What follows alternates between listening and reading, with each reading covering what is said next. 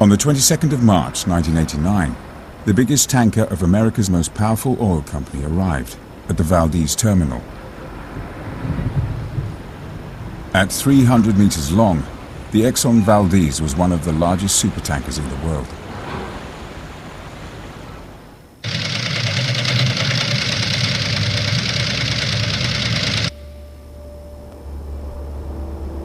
The next day, as the Exxon Valdez filled with 50 million gallons of oil, its skipper, Joseph Hazelwood, decided to pass some time in a Valdez bar.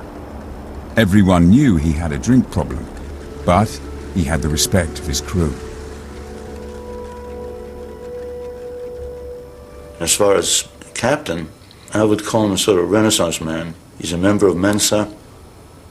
He was a sort of sailor. He could smell the squall coming. I would sail a rowboat across the ocean with him. As Joseph Hazelwood returned to his ship, two local communities were holding very different events in Valdez town. One is the oil industry.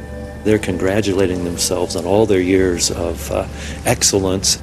That same night in Valdez, there's a gathering of the mayor of Valdez and concerned citizens, fishermen, environmentalists. Ricky Ott can't fly over because the weather's bad, so she's teleconferencing in. Among the things that I warned was, there's a high risk of spills in Prince William Sound. Unfortunately for everybody, at the same time as I was once again saying, it's not a matter of if, but when a big spill happens. The Exxon Valdez was loading at the dock just across the bay. Ricky and a few others, we had that sense of impending doom.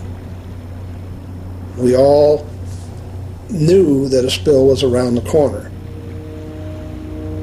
At 9 p.m., the Exxon Valdez and its 24-strong crew left Valdez port for a 4-day voyage to Los Angeles.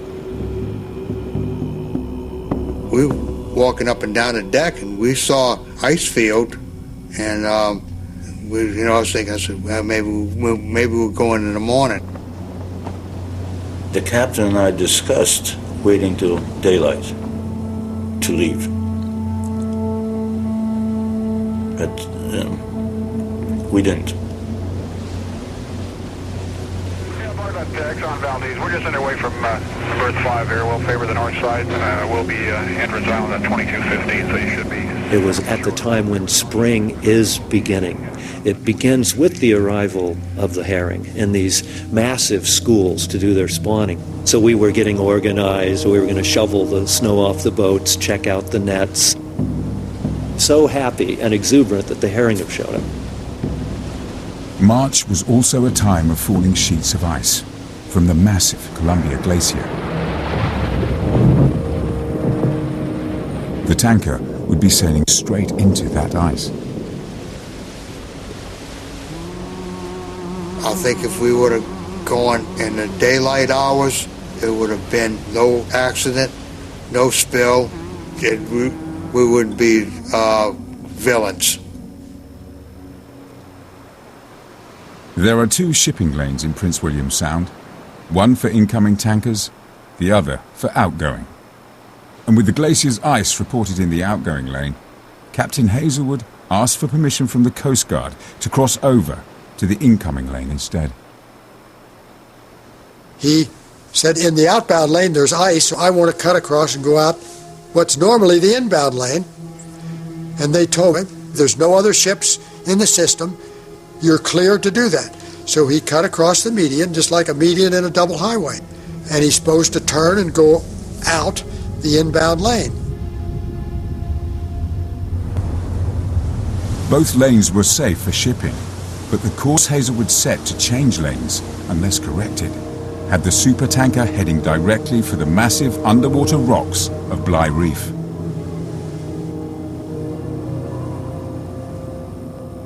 This was happening just prior to midnight.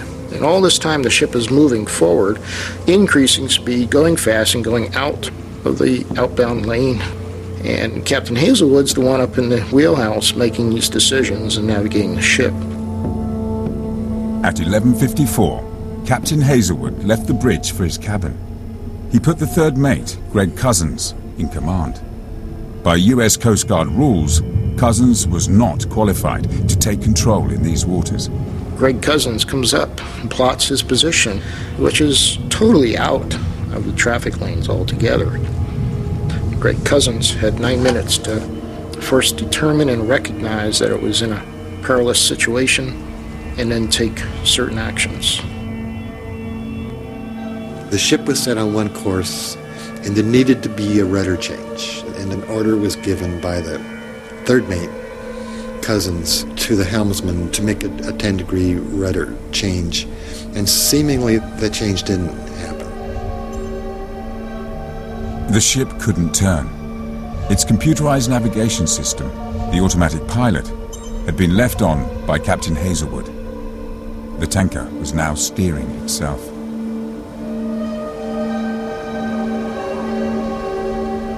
It was an utterly simple mistake in the navigation system coming out that basically they had it on autopilot, didn't have an autopilot alarm, gave the command to turn it back into the tanker lanes, and the vessel did not respond. Everybody who's had a boat with an autopilot has made this mistake, but you do not make these mistakes with a fully loaded supertanker going through an area like Prince William Sound. A loaded ship of the size of the Exxon Valdez takes miles to stop and hundreds of yards to turn. And so as soon as Cousins realized it was too late. Third mate didn't have a position. The third mate was trying to get his position. The ship was gone at 12 knots across the median strip and just kept going right up on the rocks. It's just that simple.